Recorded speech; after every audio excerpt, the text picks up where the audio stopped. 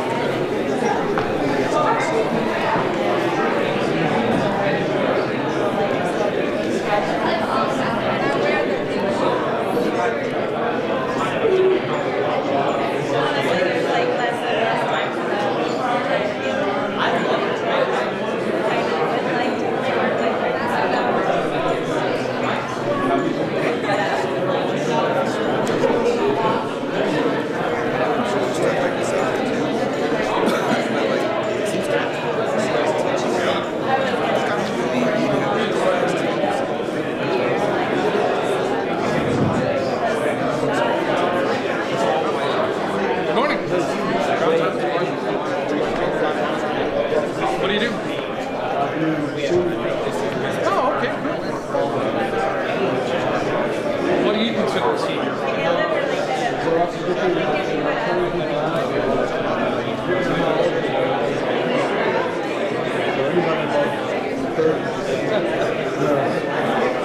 question.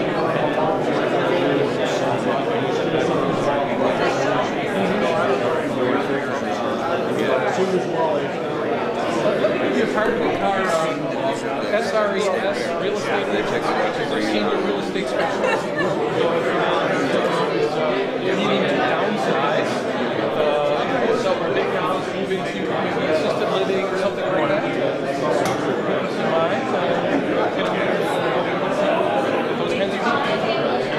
Hello everyone. Welcome to 1 Million Cups. You guys grab a seat. We're going to get started.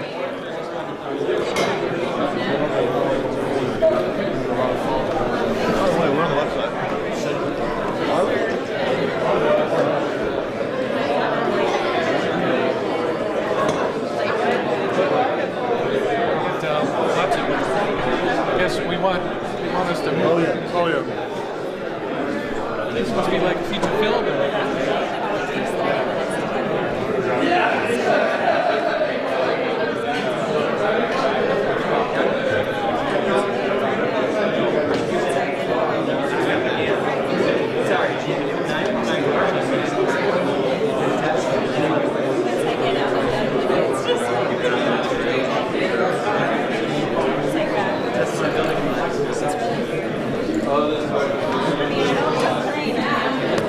Welcome everyone to 1 Million Cups Cherokee. We're excited y'all are here. I see a lot of new faces. I see some familiar faces, so that's exciting. This is our third gathering as an organization, as a program, and our second one as a circuit, so I'm glad you guys are here. My name is Jonathan Chambers, and I have the privilege of working for the Office of Economic Development for Cherokee. We have a great team, a lot of behind-the-scenes stuff that goes on this morning, including projectors failing and backup projectors working. So I'm grateful for technology when it works. So I'm excited you guys are here. Thank you for coming back. Hope you've got a cup of coffee. Don't forget to put a business card in the bin up front. We'll give away some goodies at the end. So I'm excited for the event today. I'm excited about our presenter and their team. It's going to be a great opportunity for you guys to kind of see something a little bit different. Maybe we're not normally used to a mobile app startup, especially one that's female-led, which I'm really excited about. So I'll tell you more about that team here in a minute. But first, I just wanted to welcome you again to this program. 1 Million Cups, really our vision. It's based out of a national program in Kansas City called the Kaufman Foundation. And 1 Million Cups is actually in about 150 chapters across the country. We are one of the newest of those chapters here in Cherokee County, and we are one of actually 8 chapters in Georgia. So we're excited to be and proud to be a part of that organization. With our organization, let me go back a slide actually. It brings together all the cities in Cherokee County. So we call ourselves 1 Million Cups Cherokee because we're about the entire county. So our vision is to see a culture of entrepreneurship in every city, from Ball Ground to Canton, Holly Springs, Alaska, and of course Woodstock. The vision of 1 Million Cups is that, based on this notion that entrepreneurs discover solutions to their problems over 1 million cups of coffee. So that's where they came up with the name, the idea that across the table, over a cup of coffee, with mentors, with peers, we really truly get in the trenches as entrepreneurs and we discover solutions to the problems that we have when we're working on our businesses. So it's designed to educate, engage, and connect entrepreneurs with communities, and that wouldn't be possible without you guys being here to show support.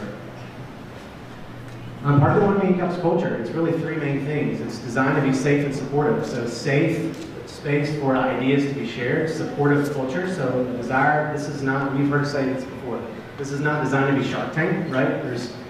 Nobody's going to be in a panel of judges. There's not going to be people attacking anybody's idea. It's designed to be a supportive community. So we want to get feedback that's constructive, pushback if you want to give challenges, to ask questions. The desire is to be supportive. Our vision also is for it to be inclusive and diverse in every way. So generation to industry to market to type of entrepreneur to everything, as well as respectful and considerate. And so we want to create a positive environment for these entrepreneurs, especially this morning with people who are working on a project and they're trying to launch. They need to hear positive support, challenging questions that are designed to encourage them to get over obstacles and overcome problems that are happening. And then our unique vision, again, is to partner with all of the cities. And so our One Meeting Cups team includes people from every city. And so Misty Martin, our fearless leader for the Office of Economic Development, is here. Myself, Erin Honey, who is very great with child right now, is on maternity leave. She's from Holly Springs. Matthew Thomas couldn't be with us this morning. He's typically our MC. He's from Canton. Brian Stockton from Woodstock. He was your fabulous greeter this morning. So thank Brian for that. And then Tim Norton, the VP of Marketing and Advancement for Reinhardt, representing the city of Alaska. So we've literally pulled together a team to say we want all of the county to be involved in this program. That's how much we care about it. And of course, our schedule. Just so you guys get used to this routine. So first and third Wednesday of every month. The first one will always be at what we call our HQ, which is the circuit, from 9 to 10. And then the third Wednesday, we hit the road. Last time we went to Holly Springs. March 21st will be in Canton. And I'll give you more on that schedule, more on the schedule in a minute. Couldn't do this morning without a full team effort, as well as special thanks to the people you see on the screen. Our office, all of the cities, of course, Fresh Start Cherokee, which this One Meeting Cups is a part of the Fresh Start Cherokee program, as well as the circuit, the space provided. And then, of course, the awesome coffee from Fontes Water. Let's give them a hand this morning. And then our videography partners, Voice Over City back here, Gerald and Steven, who are also live streaming this online. We've been doing that from the beginning, so that's awesome. Anybody who's here watching us live, thanks for tuning in. And then some of you may not know, we haven't addressed this yet, but we do have an app. So if you need another app for your phone, maybe delete 5 and put this one on. But this is a great opportunity for you to connect not only with other One Meeting Cups communities, but check out our schedule, see who's presenting next, look at past presentations from our organization, as well as connect with people who are actually in the room. So when you go and download the app, you create a quick profile, and it just puts your basic information up there in a picture, as well as like a LinkedIn or a Twitter profile, so if you want to share that with others. And when you know, I wonder who was there last time, what was that guy's name? And you can look at the app and you can find out all the people that are part of that community. So it's just another way to kind of interact, engage, and connect with the community.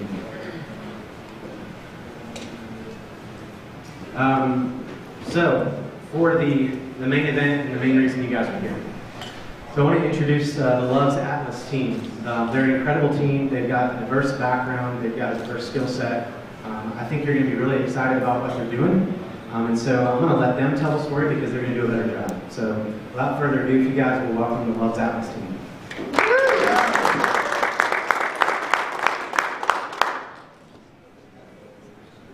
So we have 6 minutes. 6 minutes. We're going to go really fast, and then we're going to open up to question and answer. 2 words describe what we do in a nutshell. It's destination date. So the concept is we're going to take a group of 8 to 10 guys or 8 to 10 gals from one country, take them to another country where they will get to experience that country, go sightseeing, go attend events with another group of locals from that country to be involved in this tour. So the locals are going to show them about the country, their culture, how they eat. The guys and girls that are traveling will get to ask questions at these events. It's like a dating setting. The goal is to, when you travel as a tourist, you're just sightseeing, you're looking at beautiful buildings, architecture, but you're not really delving into the culture. So when you're out there and you're with another group of locals, you get to learn so much more about the culture, and you get so much more experience out of your travel. And also, it's like a dating scene. So we're going to put together events. We're going to organize large group dates. We're going to then narrow it down to smaller group dates based on their preferences, based on their interest in each other, and then eventually even one-on-one dates. All of these we organize. So it provides a safe environment as well for people that are traveling who are single and they want to get to know the locals. Before they travel, they will get to go on our social, an app, where they can start talking to people from other countries and get to know them, start talking to them. And if they, by chance, like each other, they want to connect, then under their profile is going to say, hey, here are some of the travel dates and events that are coming up close to that person. And they can arrange to meet at this event instead of just meeting a stranger at a different country where you might wake up the next day with your kids that I'm missing. So we organize these events, we screen them before they travel, we make sure that everybody that you're going to meet at this event are who they say they are. We're going to do a background check, we're going to verify their income, their employment, and also this is going to be a same level of people, same quality of people, same socioeconomic of people that you're going to be meeting from the other country. This is not by any means a mail order bride. A lot of people, when they hear that, it's like, that's what comes to mind, but it is totally different. So the first two countries that we're going to start off with are China and the US. And the reason that we picked China is because there is an immediate need right now in China, a big cultural problem. And the problem is there are millions of women older than 25. There's actually a term coined for them. It's called leftover women. And it's because women there, as they've grown up, as the only children there, their parents would give them every opportunity to get the best education, go to the best schools, encourage them to be the best that they can be. So they did. And they grew up, and they have great jobs, they have higher education, but the men have not quite caught up with that concept. Men there still want to marry women that are less than them, less in education, less income, less everything. So an A man, right, like A would be like high education, great job. They want to marry a B woman. And B men want to marry a C woman. So what happens to all the A women is they're left out. They're left out. They don't have any men that will date them, that will marry them. And that is a big cultural issue right now. There are millions of women who really are stuck.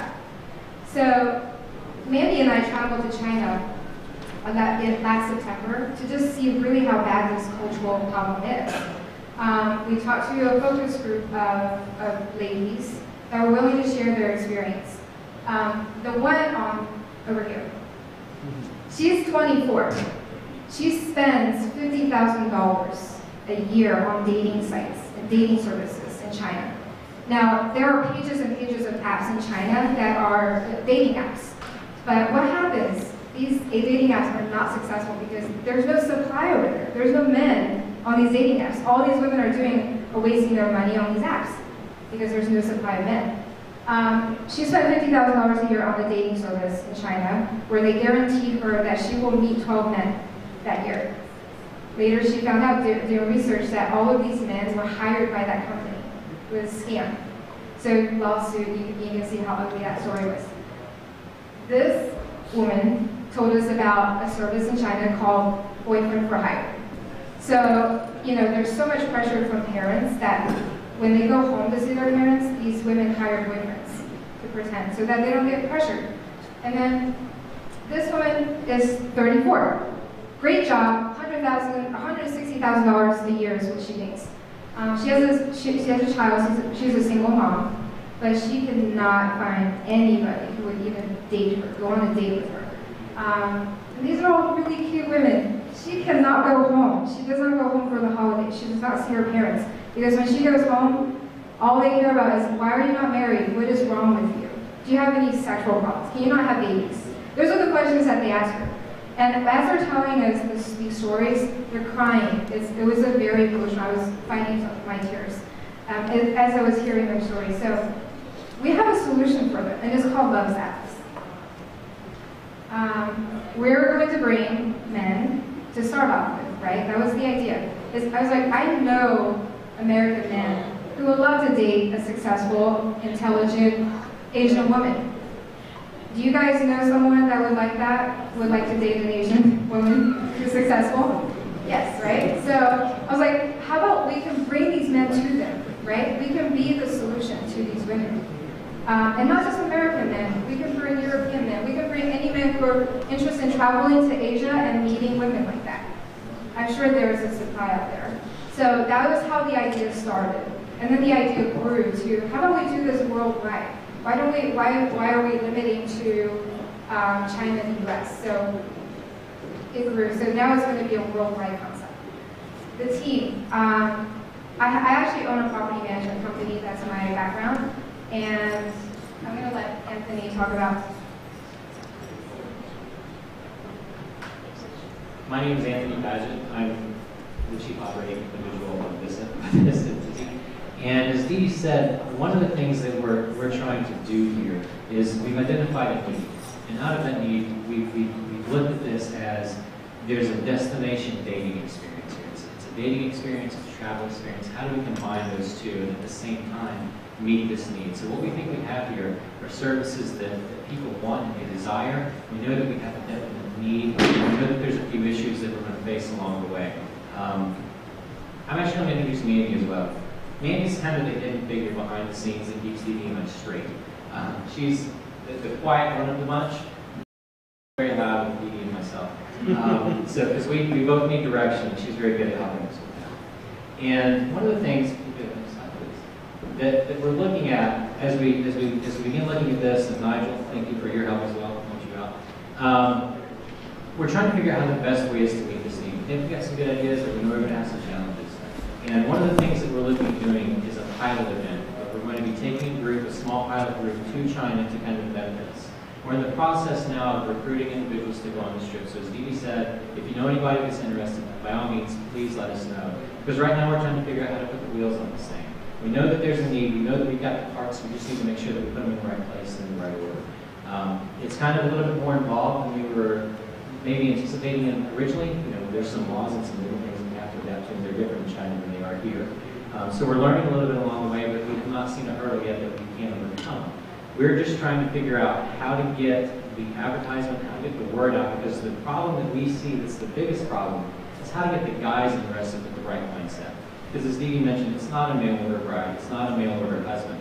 It's really a way for people to combine a dating experience with a travel experience and put them in an environment that's inclusive to that culture where they can create a bond, whether that's friendship or whether it's just a great experience. And if a relationship does develop, they'll have shared experiences that they can then build other opportunities on. And we're trying to create that all to happen inside of a safe environment. You kind of meet somebody online, you get to know them a little bit, we set up something where you can travel to their culture so you're not just a tourist there, as Dee Dee said. You're actually immersed in the culture, you're seeing them in their hometown, in their home area. It's kind of like taking a friend to your favorite restaurant. Which is a much better experience than meeting somebody for somewhat of a blind date if anybody's ever had that experience. And so we're aware of some of the challenges that we're going to have. So far, we're structuring the pilot event, and we've actually had problems with trying to get some interest. We've found a little bit of interest, but not some interest in the areas that we would expect. So that's one of the things we're trying to figure out and dive into a little bit more. The other thing that we're looking at is how we're going to compete with other dating apps. There are other dating apps out there that offer some specific services or some specific ideas behind them. That's not what we're about. So how do we overcome those perceptions and also gain interest in what our dating app is really about? And it's actually more than a dating app. It's a dating and travel app. And the other thing that is a real concern for us is how do we grow the supply line? As Dee Dee mentioned, just focusing on China and America to begin with, the demand in China is significant. But what we're realizing is the dating competition in America is somewhat diluted the supply chain. So how do we get the right members interested in being a part of the supply chain, if you want to turn it into some manufacturing terms? And so really what we're looking at is how do we get the right people interested and involved? And I think for us on the other side, once we start doing that, the story's going to tell itself, because I think out of this, we'll be able to show some real success stories. And that's part of the idea behind our pilot event. What we want to do with that pilot event is use it as an opportunity to kind of vet some of the structures that we're putting in place, make sure that we've got the right structures in place to accommodate what we're trying to accomplish as far as the dating experience goes, as far as the interpersonal experience goes, as far as, for us from a business perspective, looking at it as what other opportunities can we provide through this above and beyond the initial service, what other services can we provide as a business. And in doing so, with the pilot event, the hope is to also create some marketing and branding material. We're going to be able to document that and utilize those materials later to start building our branding and advertising. So we're trying to do a lot with a little, and trying to get it off and rolling. Just take the mic away. Great job. I know Jonathan's over there. Stop! So you want to open up? Yeah. So let's give a round of applause for Love Battle. So as we get ready to jump into Q&A, a couple quick things. So we designed the pitch time 6 minutes. It's challenging on purpose, right? So obviously we went a little over. That's okay. That's part of the reason we only do one presentation instead of two. But the 6 minutes is designed to help you tell that story clearly and quickly. And so you guys did a great job. So when we go into Q&A, so again, the point of it is to ask questions that are supportive. So ask questions about their future, ask questions about their business model. How are they going to scale? How are they going to make money? What other obstacles do you think they're going to run into when they go into a different marketplace, and how do they adjust to that different market or culture? So I wanted to turn it over to you guys, and we'll take about 20 to 25 minutes to do Q&A. For the Q&A, what I've asked the team to do, since it can be difficult to hear, and because we're live streaming this, we want the questions to be captured as well. So I know it might be a little slower, but if you have a question, raise a hand. I'll bring a mic to you, and we'll do it that way. Does that work? Okay. Right. All right. John. So it appears that the women in China are the ones who are really searching for the product, and apparently they have the funds for the product. So would the best structure be to have them come to America, since that's the more expensive part, rather than when we talked about it before, it was America visiting China. I don't know if you already looked at it that way as reversing it coming to America. We already. Yes. A change of strategy. One mic. Repeat the question. How about that? I didn't think about running that before, so thank you. So the question was, have we considered bringing the women to here versus bringing the men over there, because they're the ones that have the demand and the fund. Absolutely, we did consider that. For this pilot event, we want to bring the men over there for two reasons. One is we want the marketing material that we could use later to market over here. We have to do the heavy marketing here versus China. So we want that. And two is, it's not as easy in China to get a visa. Like here, you could do an expedited visa, you could get it in less than a week to go to China. There, they have to travel physically to another city to get a visa, and it takes sometimes up to 6 months. So it's a lot more complicated over there for them to go through that. Ariel? Yeah, just yell it out and she'll repeat it. Cool. So have you guys considered using social media influencers, those that have travel blogs and such, to actually get the market out there? I think that's a great idea. We're definitely going to use social media as a main vehicle to get the word out once we start marketing. I think social media influencers are huge in China, so we have looked into that, and that is how we're going to market over there. So here, we'll probably mirror that idea, but thank you. Yes, back there. Being a dating app, obviously relationships can be a key component of your business model. And given you're introducing two different worlds together, will you providing training for your educational concept, if you will, to the participants as to what to expect in Chinese culture, what to expect in American culture, whether you're from New York, from LA or Atlanta, so on and so forth? I think that's definitely, and we'll have to make sure that there is some education involved, because as you mentioned, the cultures are different. It's kind of similar to taking a business trip to another country. You want to make sure you know what the cultures and standards and expectations are. So we will have to provide some training or educational material for them to read up on. And we're hoping that possibly some of the videos that we're able to produce while we're on location, either there or here, we can build some of that in as well. Because there's small things in some cultures that mean a lot, and it's important to know those things. The other thing is that hopefully as the individuals connect online, they can share their cultures with each other, and that will also help influence and educate them about the different cultures that we get involved with. So what's your demographic for men here in the U.S.? We're looking from 25 years to 50 right now. That's our ideal range. Yeah, and then that's the age group. We do want men who are who have a job. They have something to offer, because these women back there, remember, they're women, and what they want are not someone to help pay for things. They don't want that. They just want someone with common interests, someone with, similar qualities, that someone that they can connect to. So do you have a way to define that?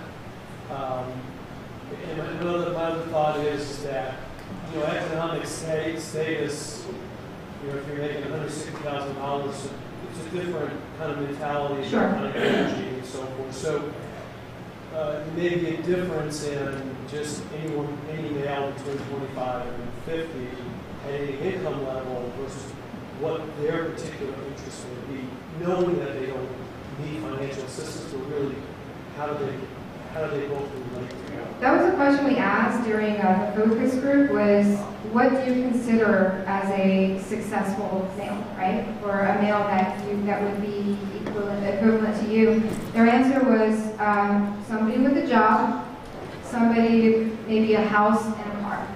There was no definition of how nice things. They're like, you know, we don't need money, we don't need that. We can support ourselves. We just need someone that has a good head on their shoulders, that has some kind of thing going for them. The expectations are drastically different concerning food. The expectations are somewhat different with the focus group than the individuals that we've spoken with regarding materialistic things, possessions, income, and things like that. And really what it is just someone that's thinking, I think when you consider it as an equal or someone that's on the same level as you, however you want to phrase that, I think they're looking more at it from an intellectual side, more of a motivational side, and from a personal perspective than a materialistic perspective. And the kind of men that they're used to back home are 30-something-year-olds or even 40-year-old men who are still at home, living with their parents, playing on the video game. Because remember, these men, we're all only children. Anybody born after 1981, we're all only children because of their policy. So we all grew up spoiled brats. We're all only children. And as males of the family, they were even worse. You know, they were like spoon-fed up to, in their 30s. They're still being spoon-fed. So they really have there's like no motivation and drive for those men out there. So that's what these men have to pick from. I mean, it's really unfortunate. So really here, like men, and here's something else I failed to mention during our presentation is, they see Western men as a higher class, right? So the fact that you are of that race is already higher to them, like better to them. And that's just the truth. So, Mark. So, Dee, there seems to be a couple of assumptions. That one is the women speak English. Mm-hmm. Okay, so that's probably, very few, Western men speak Chinese. I've been to China a number of times, and it just has struck me is that I've been in a lot of parts of China that there nobody speaks any English, especially cab drivers. Secondly is how open are the women then if they, let's say, the logical conclusion is this relationship blooms into something more. They're an only child, which I met a lot of people like that are willing to leave their families and come to the U.S. And a challenge they see potentially is down the road, a lot of marriages here don't last. What happens if that happens? Because there's certainly not much welcome back home in the part of the divorce. Just curious on that. I'm quiet, but I need my message. I did a focus group, like she said, in China, and talking to these women, like she said, Americans are like the ultimate in a partner. So they are happy to relocate and live in America, and for their families to know that they're marrying an American would be a good. As far as the language barrier goes, we're looking at technologies, Google and others that video auto translations, and also there is a tool where you have to translate associated with some of the things as well. I don't know if you guys seen this on Facebook or YouTube, but they are coming out with those cool little earpieces that you can wear that will automatically translate what the other person is saying to your language of choice. So we're looking to partner up with those companies and get that technology implemented during our trips. But Universal Translator, the language for our business, if they want to participate, is English, and that's something that they will going into it. They have to understand that the expectation is you're going to have conversations in English, and obviously, if they want a relationship with somebody, that's important as well. And we are going to do the big cities first, like Beijing, Shanghai, where people there do speak English, and a lot of these women, because of higher education, they have higher education, they have traveled overseas to England, to America, other countries to get their master's degrees, so they do speak English. And to your second question, Mark, about what will happen if they move here, leave their families, leave everything they have for love, right? If they move here for love, and what if they get divorced? I mean, what if any of us get divorced, right? It's like you just kind of, if you fall in love, you're in love. You're gonna move anywhere for that person. And whatever happens after that, I'm sure they will figure it out. You know? Well, I found the Asian cultures are much more disciplined in terms of when they get into marriage, they're going to stay. It's not over here. It seems so easy to apart, so I like that idea. Yes, in some Asian cultures, absolutely, staying in a marriage is important to them. But in China, I don't know, it's the speed of how the economics have grown over there. The speed of divorces have also grown. Actually, for a period of time, it was like 50% of couples were divorcing. And instead of asking each other, hey, did you eat today? It was like, hey, did you get a divorce yet? You know, it became like a cultural thing. But no, we certainly don't want people to match up for it, you know, to want to get a divorce later. Hey, Dan. Quick questions. So you've talked a lot about the app, the research, the focus groups that have been done. Can we hear a little bit more about why this is a passion project for you, as well as the others in your team? It's a passion project for me because I'm from China. I'm in that generation, right? I was lucky enough to move here when I was 12, so I don't have to go through this. It's unfortunate over there. It's really, really sad. But what got me was watching this YouTube documentary. That's how I found out about this cultural issue that's going on. And these women were crying on this documentary. You can YouTube it. Leftover Women. That's all you have to YouTube. But they're crying on this documentary. They're beautiful. They're successful. Like, why? Why should they be punished, right, for focusing on their careers, for focusing on their education? And now they're in this terrible situation of not ever getting a chance to love someone or have someone love them. So I felt like there was my calling to do something about it. And I told my story, the story, to these guys, and they were dumb enough to buy into it. So I'll let them talk to you about why they want to do this. I think I heard the story probably last summer in my kitchen, and it just sounded amazing to me, and it would be awesome to be a part of this cultural shift for the people in China, and for them to see that these forgotten women are actually sought after and are good partners. For me, it came down to a couple of things. Trying to figure out how to sum it up best. I think one of them is empowerment. Because I see what this could offer the women in China that are dealing with this, something that they don't currently have, and also introduce some competitive nature to the men there as well. So for me, I see it as a sense of empowerment for some of these women in China who are dealing with this. And on the other side, it just sounded like a great idea. I like to travel, and dating's always been fun. So when I put the two together, right? And so it was also a unique approach to both of those, because it's about more than just, hooking up or getting together or whatever. It's about really starting to understand someone as a person in their culture and getting a chance to see that firsthand. So I think it's going to offer some really interesting opportunities, not only from a relationship perspective, but also from a cultural perspective, because, being educated about a culture and understanding a culture better is one of the most impressive and powerful ways to overcome any type of premeditated ideas or biases or anything else. So for me, it was also a way to expand cultural knowledge between cultures. It sounds like y'all learned a lot from the focus group with Chinese women. Have you also done a focus group with men in America to find out what they think and how much they would pay and their interest in that type of thing? We really tried, but they're very stubborn and difficult. I don't know if you want to talk about that since you did it.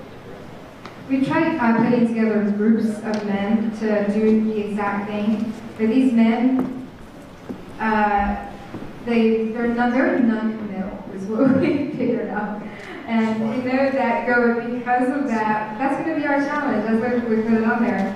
Men are non-committal. I've not been in the dating world for a very long time, and neither have us. But it's like, is that what's happening to men here?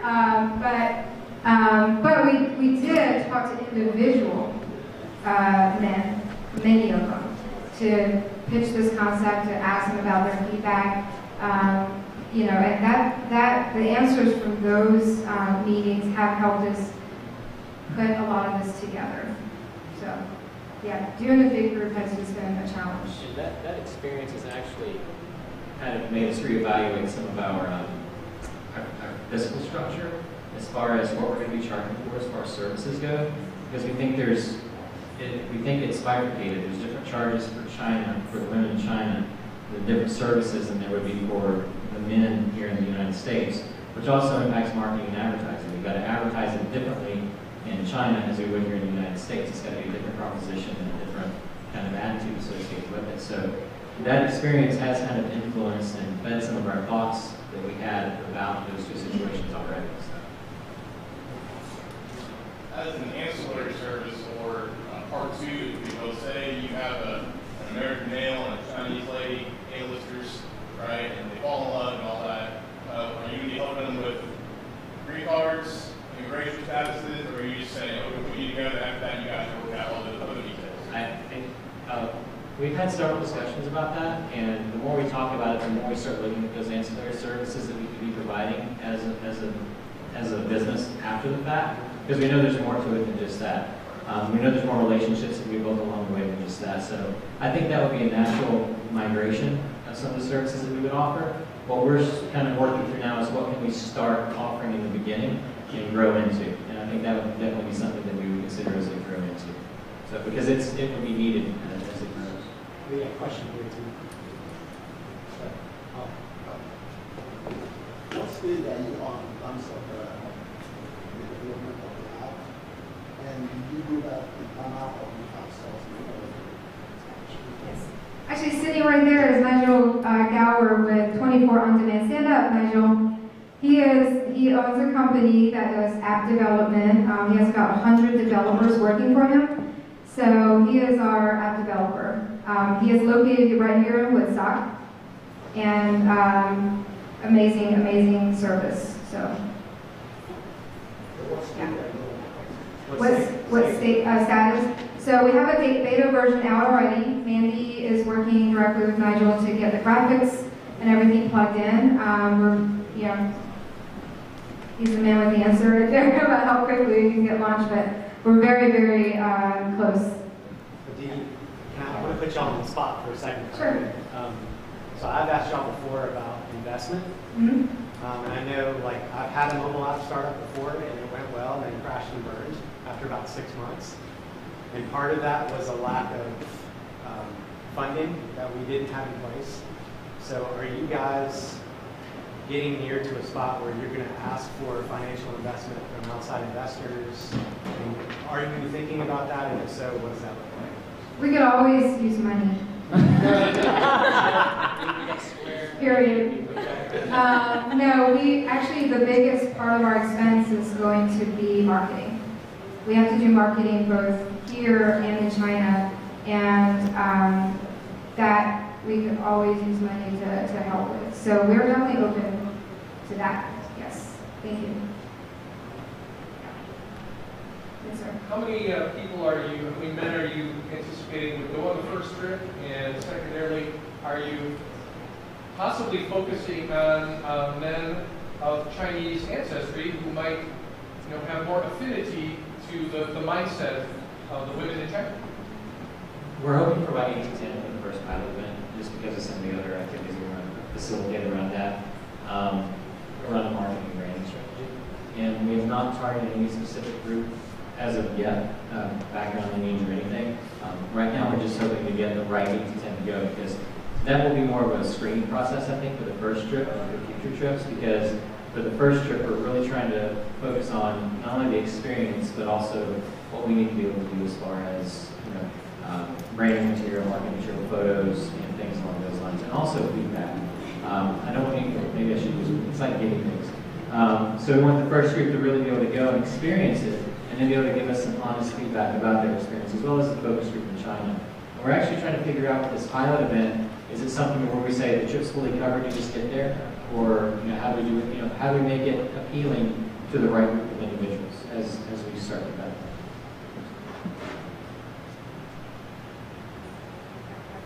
Besides the U.S. and China, are you targeting any other countries right now? Not at the moment, but we do see some growth patterns for that. Currently, we're focusing on those two markets because one, familiarity, two, supply and demand scenario with China.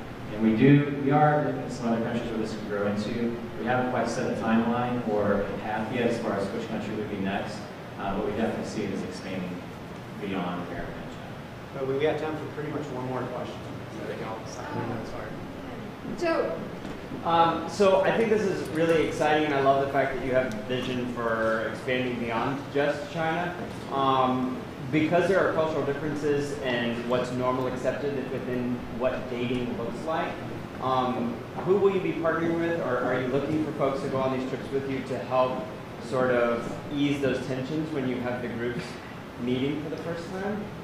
You know what I mean? Like you have these organizations, like the app is awesome, trying to find the right people is awesome, but once they're there, how do you help facilitate a more understanding of what the dating part would be like? That's a great party going after. Yeah, that's a great question. I could be we have a great partner in China that we found. They do event planning, but they take it so much further. They do marketing for the event. They do hosting at the event, during the event. They even go to the airport to pick up people if needed. And then we're going to have a host and a hostess at all of these events that we're putting together. And their role is to make people feel comfortable, icebreaker games, like whatever it is to get people to mingle and talk to each other and just, you know, keep it a nice, not awkward. But yeah, that is our team in China. Okay. Because meeting somebody for the first time is never awkward. And it's like need a U.S. partner. pretty much blind dates Right for a big group of people, right? Yeah. So yeah, absolutely, great question. Last question, Dan. Go for it. So you've already identified one type of relationship, you know, Chinese females, American males. Do you see any other types of relationship groups this could open up to down the road? Absolutely, that is our hope. We're only doing men here and women there to start with to get some traffic going, to get some memberships going, to get some cash flow and experience and all that. But absolutely, eventually we want to open it up to women here to travel to any other country, right, that is in our program. And then for women from, you know, for people from there, China to travel here, or other countries. But that is our long-term plan, is to add other countries, to be able to bring groups of, you know, different sexes to other places. One other thing too, that obviously being online and in the virtual world, we realize marketing will primarily be focused on America and China, but that doesn't preclude anyone else from the rest of the world from finding our app and utilizing. So one of the things that we're going to be looking to as well is analytical data. Not just analytical data but from who's been using it, but also feedback mechanisms that will allow the users to express what some of their desires are and what some of their wants may be as far as dating and different cultures, different individuals go. Great. Thank you, guys.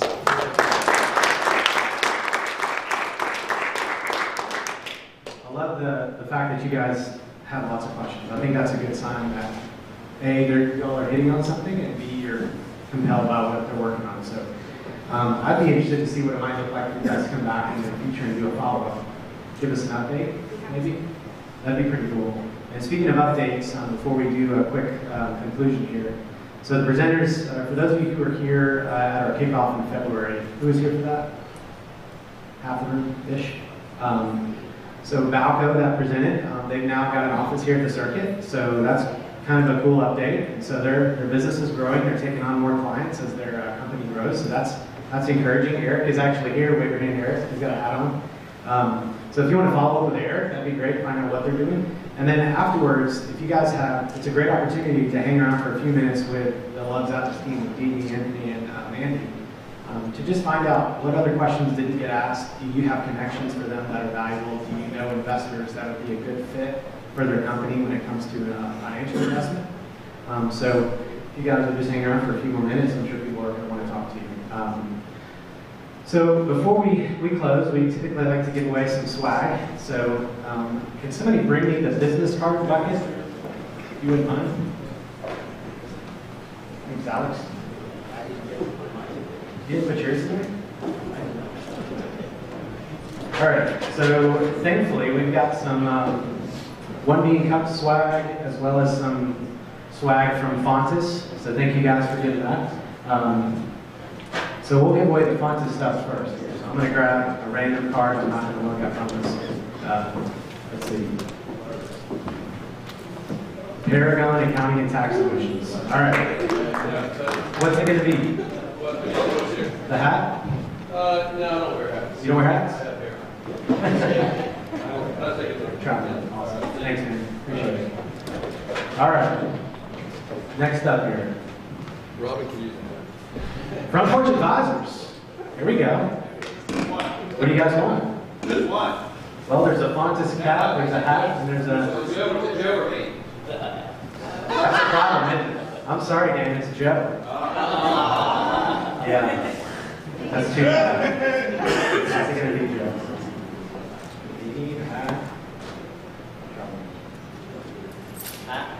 That's what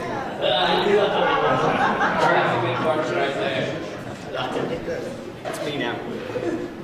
Jennifer Snyder. Where's Jennifer? She here? She left. She left. Bummer. Too bad. That's me. That's my I promise I did not put that in here. Grizzly Softwatch. Dennis. Congrats, man. Would you like a Fontis beanie or a travel mug? Travel mug. All right. This is why you don't give options live, right? Thanks, man. All right, and then we've got a Fontis beanie and one more travel mug giveaway here. David Turner. Hey, David. Well, with a head like mine, I should get the beanie, but... All right, so it's a Fontis beanie. Who's going to be? Investment detailing. Gregory Report. Hey, all right. Where you go, man? Keep yourself warm in that cold spring weather out there. Well, listen, guys, you can connect with Love's Atlas online or here afterwards. If you guys have any other questions, you can reach out to us.